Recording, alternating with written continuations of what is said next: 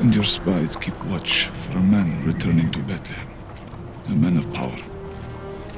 A man the people will follow.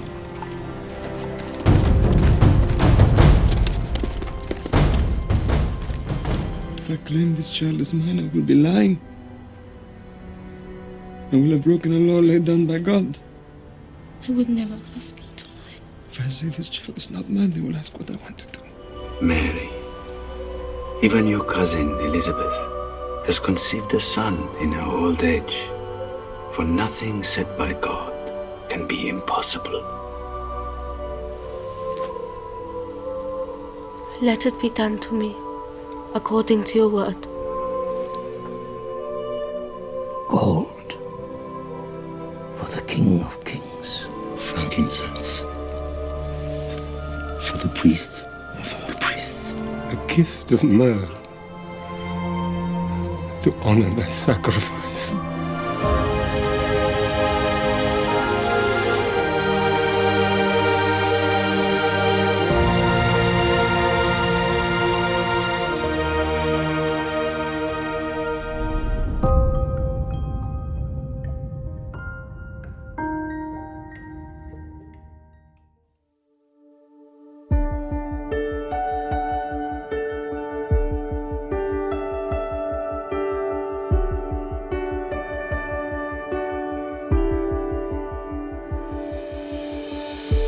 Long awaited, precious promise, Son of God and Son of Man, heaven's glory in a manger has come to us in Bethlehem.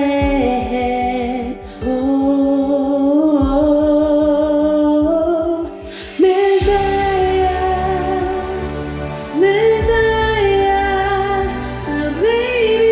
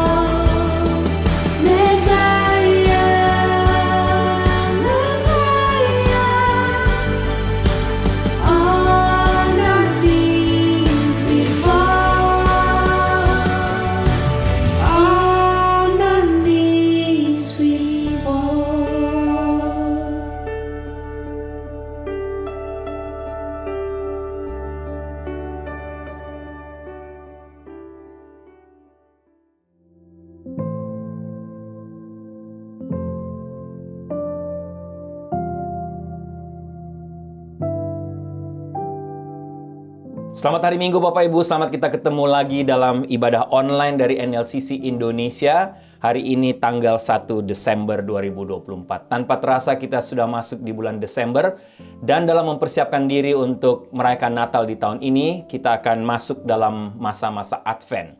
Dan selama masa-masa Advent ini kita akan memulai satu tema atau satu topik khotbah yang baru, yaitu dilema di Natal pertama. Dan melalui topik atau tema dilema di Natal pertama ini, kita akan belajar dari beberapa tokoh inti di seputar Natal, khususnya Natal pertama sekitar 2000 tahun yang lalu. Sebelum kita lebih jauh melihat bagian firman Tuhan hari ini dan juga mempersiapkan diri untuk masuk dalam perjamuan kudus, mari kita tundukkan kepala, kita berdoa. Tuhan, kami bersyukur, berterima kasih karena hari ini masuk dalam masa-masa Advent, bahkan mempersiapkan diri untuk masuk dalam perjamuan kudus hari ini. Kami ada waktu lagi untuk duduk diam di sekitar firman-Mu, mendengarkan suara melalui kebenaran firman Tuhan hari ini.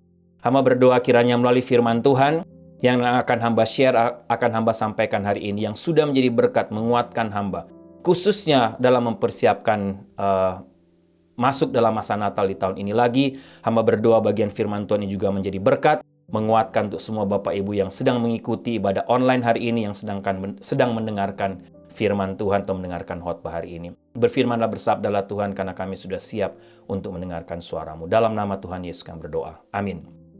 Bapak Ibu, tokoh pertama yang akan kita pelajari hari ini seperti yang saya sampaikan tadi semua dengan topik dilema di Natal pertama, yaitu dari seorang tokoh atau tepatnya seorang raja yang sangat terkenal, yaitu Raja Herodes.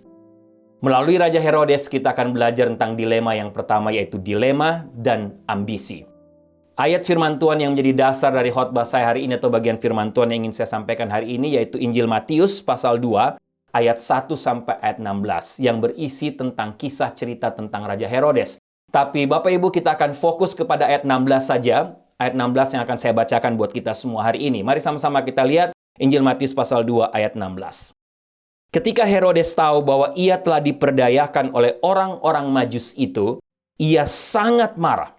Lalu ia menyuruh membunuh semua anak di Betlehem dan sekitarnya, yaitu anak-anak yang berumur 2 tahun ke bawah, sesuai dengan waktu yang dapat diketahuinya dari orang-orang Majus itu. Bapak Ibu, mempersiapkan bagian firman Tuhan ini, khususnya belajar lagi dari Raja Herodes, saya teringat satu cerita Bapak Ibu, khususnya cerita tentang warga negara di Moskow. Bapak Ibu, warga negara di Moskow dikatakan bahwa mereka telah menemukan satu cara yang paling ampuh atau yang paling tepat untuk membuat anggota dewan mereka membersihkan salju. Rupanya selama ini anggota dewan Bapak Ibu di Moskow, mereka malas sekali untuk terlibat bersama dengan masyarakat untuk membersihkan salju. Dan akhirnya, warga negara Moskow sekali lagi menemukan cara, gimana caranya kira-kira. Mereka mencari cara yang paling tepat, paling ampuh, supaya semua anggota dewan itu juga ikut terlibat membersihkan salju. Apa caranya Bapak Ibu? Atau cara apa yang mereka temukan? Yaitu mereka menuliskan nama pemimpin oposisi yang bernama Alexei Navalny di atas salju. Kenapa Bapak Ibu?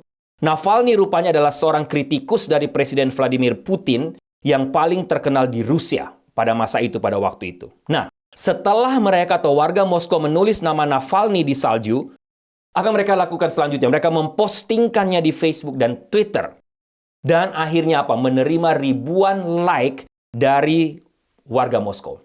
Bapak Ibu, rupanya itu membuat para anggota dewan terganggu.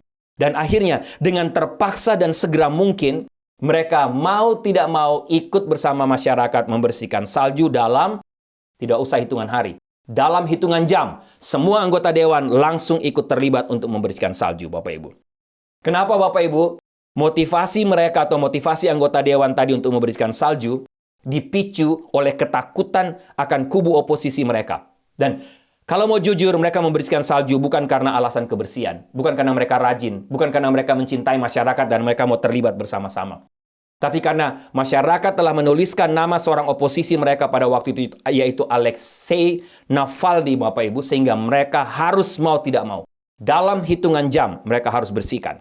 Bapak Ibu, hal itulah yang juga terjadi atau dilakukan ribuan tahun lalu oleh seorang raja yang terkenal kejam, seorang raja yang terkenal jahat, bahkan juga dikenal sebagai pembunuh brutal bernama Herodes Agung. Siapa dia Bapak Ibu? Siapa itu Herodes Agung?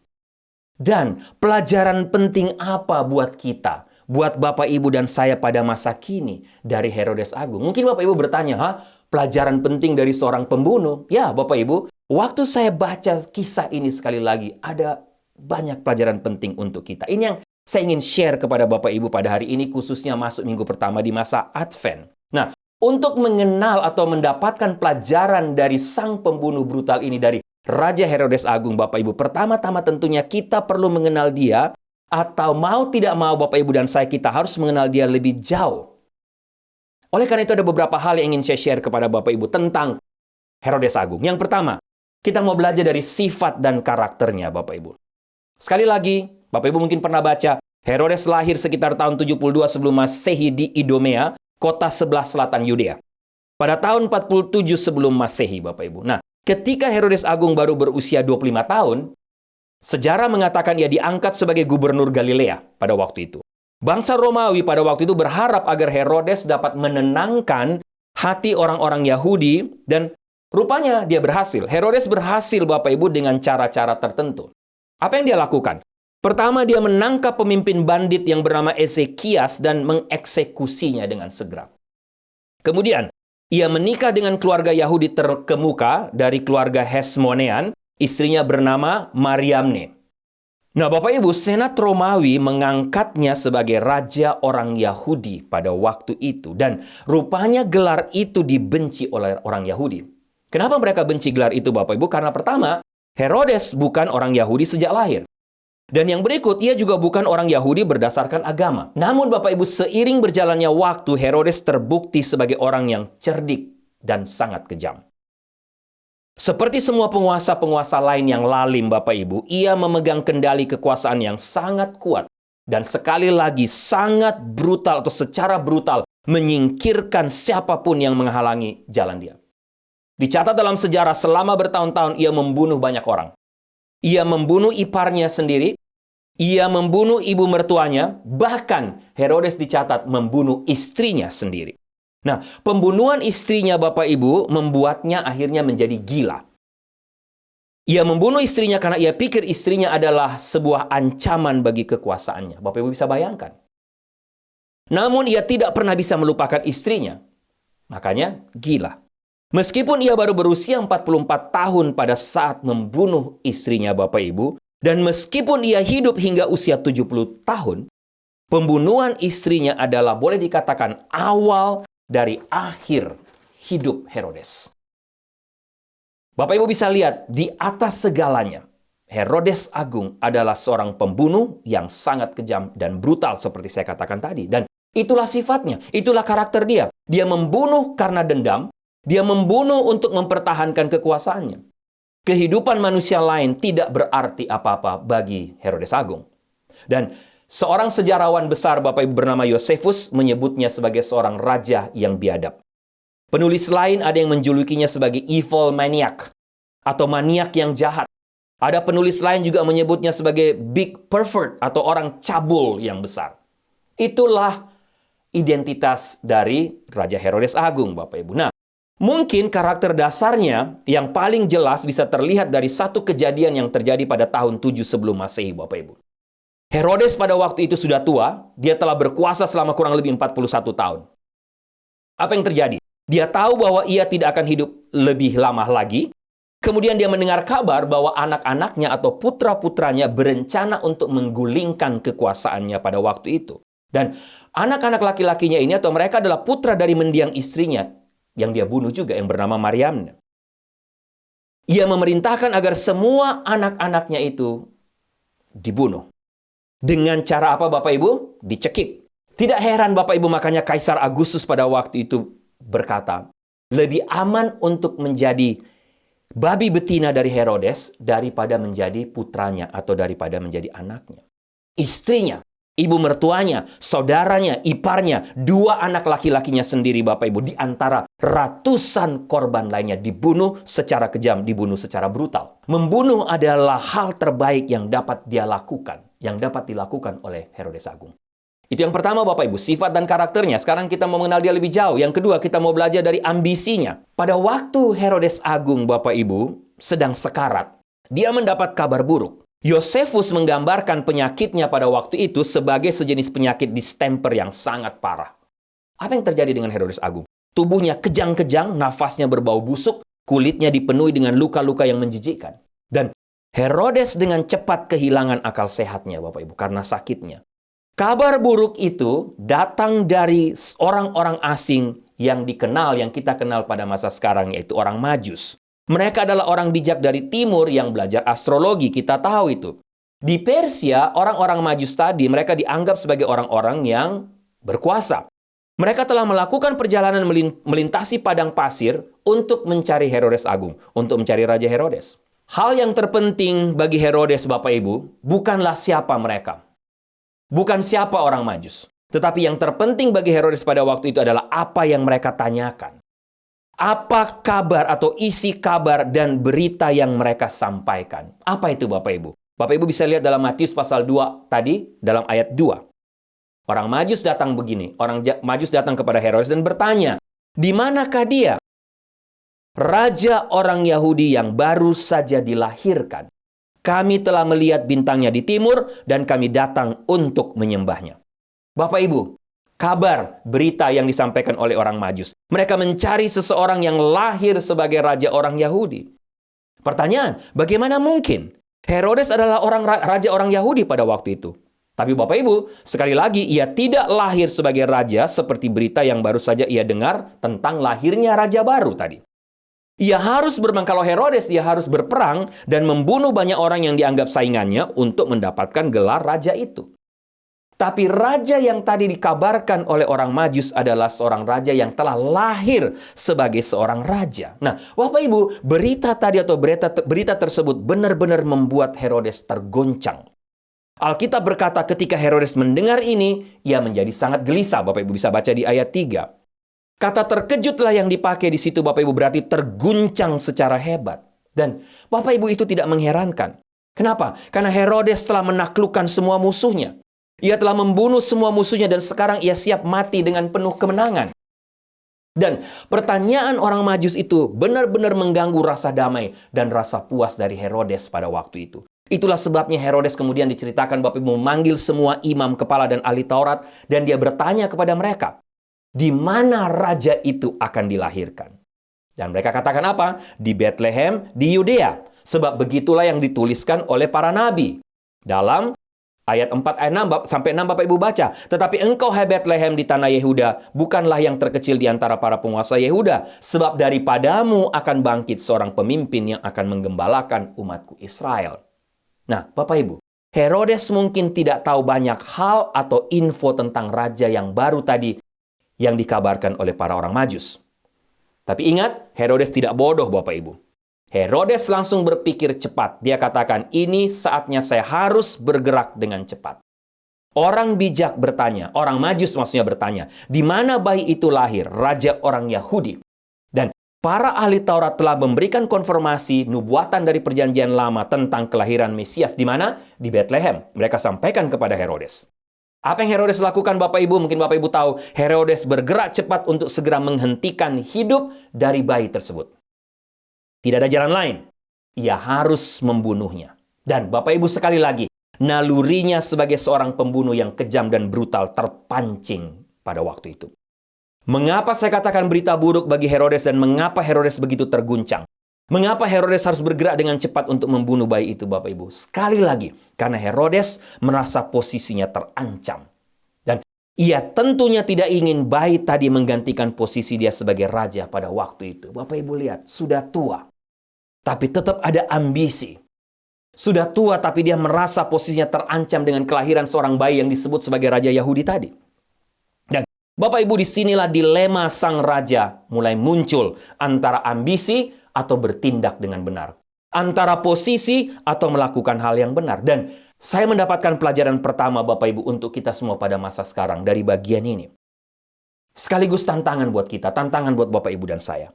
Ketika kita menghadapi dilema hidup, ketika Bapak Ibu dan saya menghadapi dilema hidup seperti Herodes, Bapak Ibu, kita pilih yang mana? Ambisi atau bertindak dengan benar? Uang atau persahabatan? Uang atau Tuhan?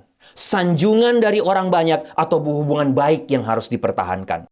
kekayaan dan harta dunia, atau rasa damai dan keharmonisan dalam keluarga, dalam rumah tangga. Harta dunia, kekayaan, atau keharmonisan hubungan satu dengan yang lain dalam gereja, dalam persekutuan sebagai orang percaya. Pertanyaan sekaligus tantangan buat Bapak Ibu dan saya. Bapak Ibu, kita sudah melihat sifat dan karakter Herodes. Kita sudah melihat ambisinya. Dan sekarang yang ketiga kita mau melihat yang berikut lebih jauh tentang Herodes Agung. Tipu muslihat yang dijalankannya. Bapak Ibu lihat ayat 7, Matius 2 ayat 7. Lalu dengan diam-diam Herodes memanggil orang-orang Majus itu dan dengan teliti bertanya kepada mereka, bila mana bintang itu nampak? Ayat 8. Kemudian ia menyuruh mereka ke Betlehem, katanya, pergi dan selidikilah dengan seksama hal-hal mengenai anak itu, dan segera sesudah kamu menemukan dia, kabarkanlah kepadaku supaya aku pun datang menyembah dia. Bapak Ibu, pertanyaan, apakah benar Herodes hendak datang menyembah bayi Yesus? Saya yakin kita tahu jawabannya, tentu tidak. Dia justru merasa terancam dan sama seperti yang dia lakukan kepada mertua, ipar, anak, istrinya, Bapak Ibu. Herodes akan segera membunuh bayi yang adalah raja yang baru lahir itu. Berdasarkan sifat dan karakternya sebagai pembunuh brutal tadi. Orang Majus sama sekali tidak menyadari bahwa mereka sebenarnya sedang berada dalam jerat karena mereka tidak dapat membaca motivasi Herodes yang penuh dengan tipu muslihat. Tapi Bapak Ibu, apa yang kita pelajari di sini? Jangan lupa, Tuhan yang Maha Tahu itu tahu rencana busuk Herodes yang dibungkus dengan kata-kata manis. Aku pun akan datang menyembah dia. Bapak Ibu, Tuhan melindungi bayi Natal dari rencana pembunuhan Herodes dengan cara apa? Memperingatkan mereka melalui mimpi. Matius 2 ayat 12, dan karena diperingatkan dalam mimpi supaya jangan kembali kepada Herodes, maka pulanglah mereka ke negerinya melalui jalan lain. Orang Majus itu taat kepada peringatan Tuhan melalui mimpi, kemudian mereka pergi ke timur, dan juga Maria dan Yusuf serta bayi Yesus pergi ke barat menuju ke Mesir.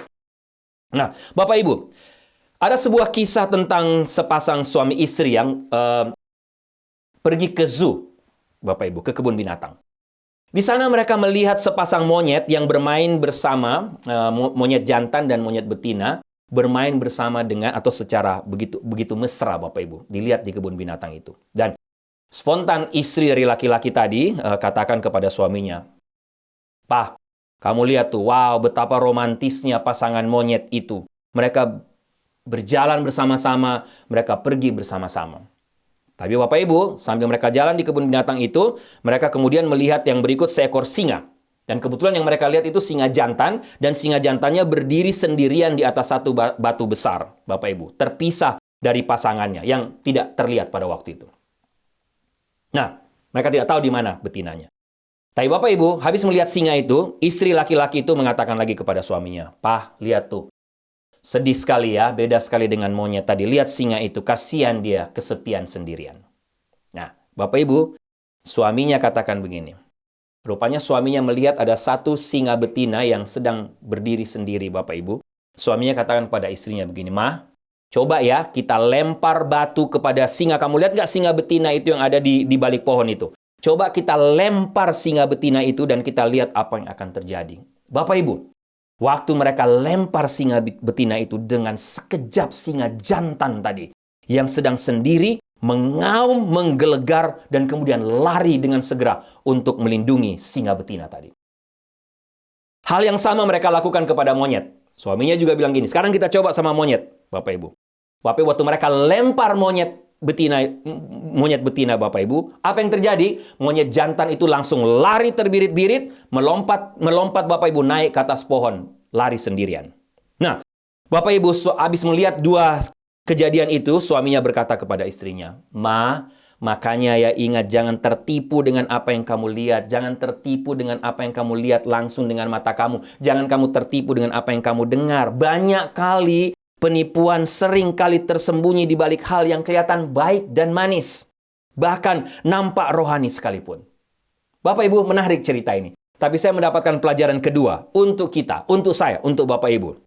Hal yang sama terjadi dalam hidup kita, manusia. Seringkali kita gampang tertipu dengan orang yang kelihatannya baik dan manis kepada kita. Benar nggak Bapak Ibu? Tapi jangan, Bapak Ibu, belum tentu motivasi hatinya benar dan baik. Dan itulah yang terjadi dalam kisah di Natal pertama. Herodes panik dan mulai merencanakan tipu muslihat.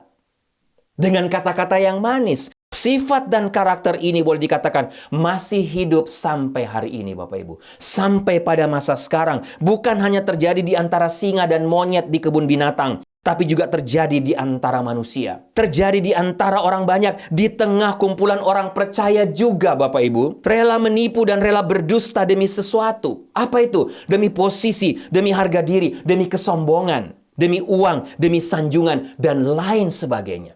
Dan sekali lagi Bapak Ibu, kita juga bisa melihat itu pun terjadi di tengah-tengah orang percaya. Di tengah-tengah gereja. Sangat menyedihkan Bapak Ibu. Herodes berdiri sebagai simbol orang-orang yang kelihatannya baik dan manis. Tapi hatinya busuk dan kejam, penuh dengan tipu muslihat. Mereka rela melakukan apa saja demi mencapai keinginan hatinya yang haus akan kekuasaan. Bapak Ibu, menurut saya Herodes mewakili sistem dunia yang haus darah, kejam, dan pendendam. Herodes meninggal, Bapak Ibu. Dia sudah mati, Bapak Ibu. Tapi rohnya tetap hidup sampai detik ini, sampai hari ini. Sampai hari ini masih ada orang-orang yang menyebut nama Tuhan Yesus di bibirnya. Menyebut diri sebagai orang percaya, sebagai orang Kristen di bibirnya. Tapi berhati penipu dan licik. Bapak Ibu, kita lihat apa yang terjadi selanjutnya dari kisah ini. Herodes yang hendak melakukan aksi tipu muslihat menjadi sangat marah. Kenapa Bapak Ibu? Karena sekarang dia yang merasa tertipu. Artinya si penipu pun telah ditipu. Baca Matius 2 ayat 16a. Ketika Herodes tahu ia telah diperdayakan oleh orang-orang Majus itu, ia sangat marah. Bapak Ibu, terlihat di sini Tuhan menjaga orang Majus dan bayi Yesus. Dan saya mendapatkan pelajaran ketiga buat kita semua lagi Bapak Ibu pada masa sekarang. Ingat, jika kita atau jika Bapak Ibu sedang menghadapi situasi seperti tadi, di mana Bapak Ibu sedang ditipu, Bapak Ibu sedang dikhianati, Bapak Ibu sedang dibohongi oleh orang lain, siapapun itu, keluarga, sahabat, orang-orang yang dekat dengan Bapak Ibu, jangan takut. Ada Tuhan di atas sana. Ada Tuhan di dekat kita. Ada Tuhan yang Maha Tahu yang pasti akan melindungi dan menjaga kita sebagai anak-anaknya Bapak Ibu. Bapak Ibu lihat tadi orang-orang seperti tadi, mereka rela menghancurkan orang benar dengan cara apapun. Tapi rencana licik mereka suatu waktu akan menjadi bumerang bagi mereka Bapak Ibu. Kadang orang-orang seperti tadi mereka berpikir rencana jahat mereka terhadap orang benar tidak ada yang tahu. Mereka bisa melakukan semau mereka bisa melakukan apa saja. Mereka lupa bahwa Tuhan yang Maha Tahu pasti akan melindungi anak-anaknya, pasti akan melindungi orang benar. Sehingga Bapak Ibu benarlah apa yang dikatakan dalam Amsal pasal 24 ayat 15. Jangan mengintai kediaman orang benar seperti orang fasik. Jangan merusak rumahnya. Amsal 24 ayat 16. Sebab 7 kali orang benar jatuh, namun ia bangun kembali. Tapi orang fasik akan roboh dalam bencana. Bapak Ibu, orang-orang seperti tadi mereka lupa bahwa Tuhan tidak akan diam dan memutarbalikkan rencana kejahatan mereka. Seperti yang Tuhan lakukan kepada rencana jahat Haman untuk membunuh semua bangsa Israel. Ingat kisah Esther. Hanya karena apa? Karena iri hati kepada Mordekai dan merasa terancam kuasanya. Tapi Bapak Ibu tahu kisahnya apa yang terjadi. Haman dan semua keluarganya akhirnya naik ke tiang gantungan yang dibuat oleh mereka untuk apa? Untuk Mordekai dan bangsa Israel. Sehingga Bapak Ibu sekali lagi jangan takut terhadap mereka yang punya niat jahat terhadap Bapak Ibu. Terhadap kita. Terhadap mereka yang, jangan takut terhadap mereka yang merencanakan jalan kecelakaan kepada kita Bapak Ibu. Kenapa Bapak Ibu? Sekali lagi karena tangan Tuhan yang kuat tadi akan melindungi Bapak Ibu dan saya, akan melindungi anak-anaknya, akan melindungi orang benar, dan membalikkan rencana jahat mereka kepada mereka sendiri. Bapak Ibu, saya ingat satu ilustrasi atau satu cerita. Kisah ini terjadi beberapa waktu lalu di Denver, di Colorado. Ada 3 orang perampok yang bertopeng dan bersenjata ingin merampok sebuah toko pencairan cek di Denver. Dan Bapak Ibu, itu terjadi pada jam 11 pagi. Tapi news katakan rencana mereka gagal total. Kenapa gagal Bapak Ibu? Rupanya ketika mereka mau merampok, ada juga seorang perempuan yang juga perampok pada waktu itu, akhirnya merampok mobil mereka, mencuri dan membawa lari mobil mereka, yang merupakan hasil curian juga. Bapak Ibu, jadi mereka bertiga tidak bisa lari setelah mencuri dari toko pencairan cek tadi, karena mobil mereka dicuri oleh perampok perempuan tadi. Dan akhirnya apa yang terjadi? 3 orang tadi segera ditangkap karena mereka tidak bisa lari kemana-mana. Dan ada banyak orang yang mengatakan inilah karma. Ada yang mengatakan ini hukuman. Tapi intinya Bapak Ibu sekali lagi melalui cerita ini, apapun yang kita tabur akan kita tuai. Jangan pernah lupa itu.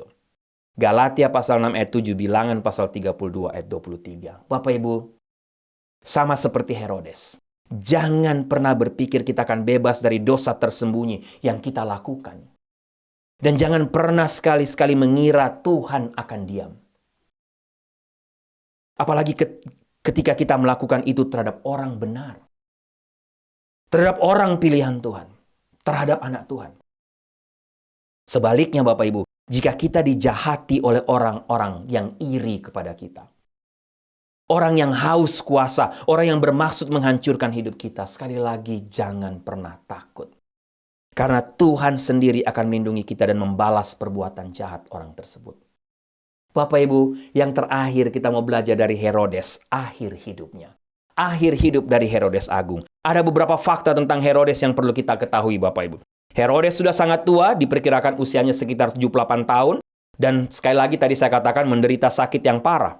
Dan ia perlahan-lahan kehilangan kontrol atas kerajaannya sendiri. Ia marah karena ia merasa tertipu oleh orang Majus. Dan sekarang masih harus mencari tahu di mana bayi misterius yang menjadi ancaman bagi kekuasaannya. Tapi Bapak Ibu bayangkan dalam usia 78 tahun. Usia yang sudah cukup tua dan harusnya makin berubah. Makin bijak. Makin dewasa, makin matang, makin sadar. Makin berhenti haus akan kekuasaan. Bertobat dari tingkah laku yang lama. Bertobat dari karakter-karakter yang lama. Tapi Bapak Ibu yang terjadi pada Herodes pada waktu itu dalam usianya yang tua, yang terjadi sebaliknya. Makin tua Herodes, makin dia menjadi rasa haus akan kuasa. Herodes makin panik, makin frustrasi, akhirnya apa Bapak Ibu? Gila sendiri. Herodes adalah pembunuh berdarah dingin. Semua naluri terburuk dari kekejaman yang dia lakukan seumur hidupnya. Bapak Ibu, sekarang muncul semuanya ke permukaan. Dan saya mendapatkan pelajaran terakhir, pelajaran keempat dari dilema dan ambisi Raja Herodes. Apa itu Bapak Ibu? Jangan lupa, karakter asli kita selalu akan muncul ke permukaan ketika tantangan dan ancaman akan harga diri, akan kekuasaan atas diri kita datang. Khususnya jika kita belum bertobat dan belum menyerahkan karakter dan sifat-sifat buruk kita kepada Tuhan. Khususnya ketika kita belum pernah bertobat, belum pernah menerima Tuhan Yesus sebagai Tuhan dan Juru Selamat. Belum pernah minta ampun kepada Tuhan atas semua dosa kita.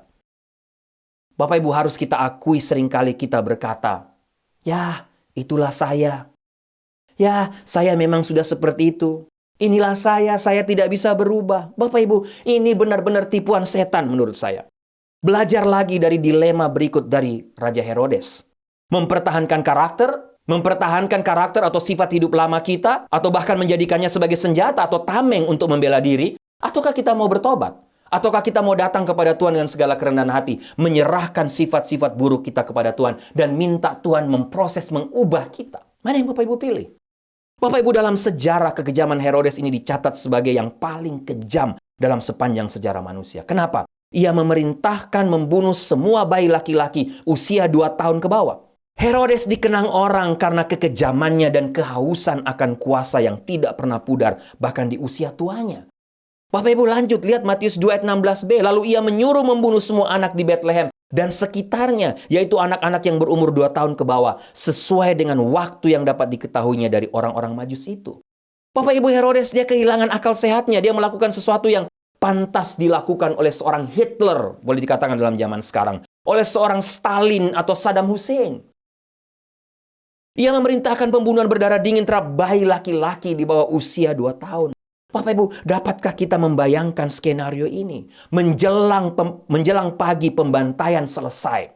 Di seluruh kota Bethlehem, Bapak Ibu, bisa kita bayangkan terdengar tangisan, ratapan keras teriakan dari ibu-ibu yang menolak untuk dihibur. Kenapa? Karena anak-anak bayi mereka, anak-anak mereka yang baru lahir, anak-anak mereka yang di bawah 2 tahun telah tiada, telah dibunuh. Bapak Ibu, apakah benar Herodes melakukan kekejaman ini? Ya, benar. Alkitab sejarah mencatat karena membunuh adalah cara dia bertahan di puncak kekuasaannya selama 41 tahun. Tidak ada alasan untuk berpikir bahwa dia tidak akan melakukan hal yang brutal seperti itu, Bapak Ibu. Herodes puas. Dia percaya bahwa raja yang baru lahir itu telah mati. Namun sekali lagi dia tertipu, dia terkecoh.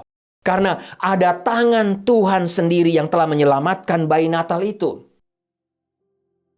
Apa yang terjadi di akhir hidup Herodes? Ayat 19 mengatakan, dia mati, dan Yosefus mengatakan bahwa sebelum dia meninggal, belatung telah memakan sebagian tubuhnya sebelum dia mati, dan dia masuk ke dalam kubur, ke dalam tanah, Bapak Ibu.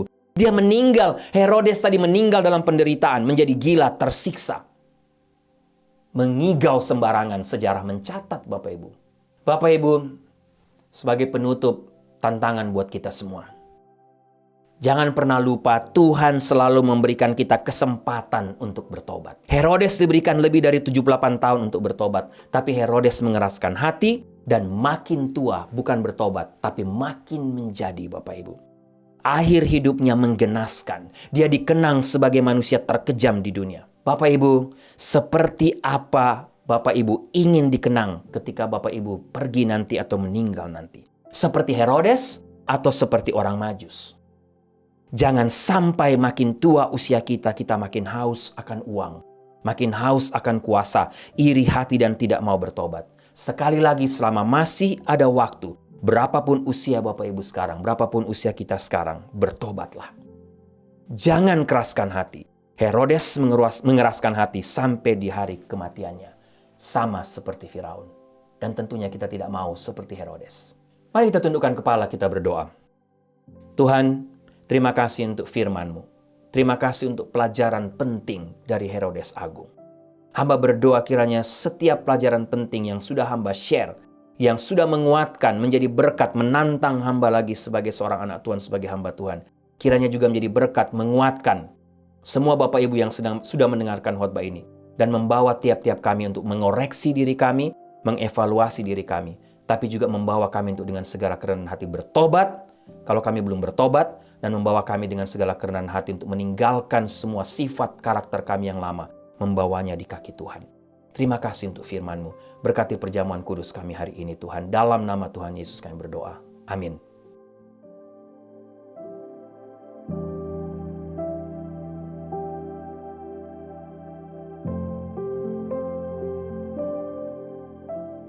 Bapak Ibu, mari sama-sama kita siapkan hati untuk masuk dalam perjamuan kudus lagi hari ini, di minggu pertama di bulan Desember.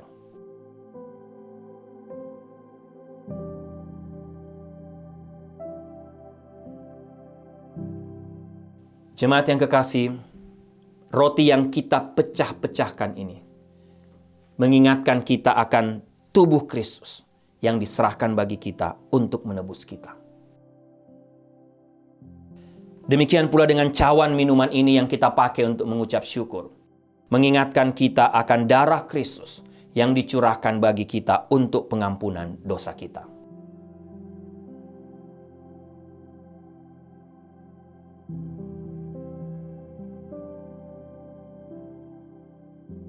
Bapak Ibu bisa mengangkat roti di tangan kanan Bapak Ibu. Yesus berkata, "Inilah tubuhku yang diserahkan bagi kamu. Perbuatlah ini selalu menjadi peringatan akan aku." Makanlah.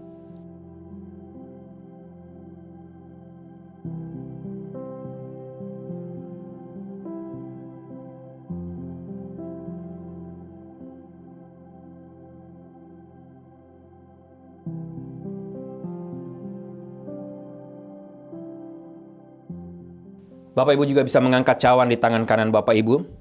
Pada malam yang sama, Yesus pun mengangkat cawan dan berkata, "Cawan ini adalah perjanjian baru yang dimeteraikan oleh darahku. Perbuatlah ini setiap kali kamu meminumnya, menjadi peringatan akan aku." Minumlah.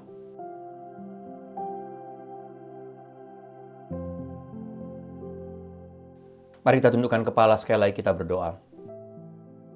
Tuhan, kami bersyukur, terima kasih karena hari ini kami ada waktu lagi untuk masuk dalam perjamuan kudus. Hamba berdoa kiranya perjamuan kudus yang kami lakukan setiap sebulan sekali seperti hari ini tidak hanya membawa kami untuk mengingat, mengenang saja apa yang Kau telah lakukan di atas bukit Golgota. Tapi hamba berdoa kiranya setiap kali melakukan perjamuan kudus, kami diingatkan, tapi kami juga mengambil resolusi baru, komitmen baru di hadapan Tuhan. Setelah kami tahu bahwa Engkau sudah mati, atau karena kami tahu Engkau sudah mati di atas kayu salib untuk kami. Inilah waktunya sekarang untuk kami, untuk membuat satu komitmen apa yang harus kami lakukan dalam hidup ini untuk menghargai pengorbanan-Mu di atas kayu salib. Tolong supaya tiap-tiap kami hidup terus dalam kekudusan, takut akan Engkau, hidup dalam ketaatan akan firman-Mu. Terima kasih Tuhan, terima kasih untuk perjamuan kudus hari ini. Dalam nama Tuhan Yesus kami berdoa. Amin.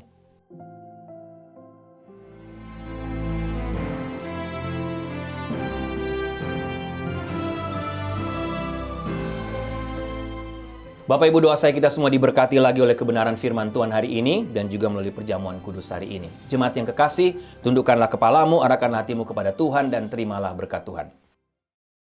Anugerah keselamatan dari Tuhan Yesus Kristus, kasih sayang yang tidak berkesudahan dari Allah Bapa, serta penyertaan dari Roh-Nya yang kudus, kiranya menyertai engkau sekalian mulai hari ini sampai Maranatha Tuhan Yesus datang kembali. Haleluya, amin.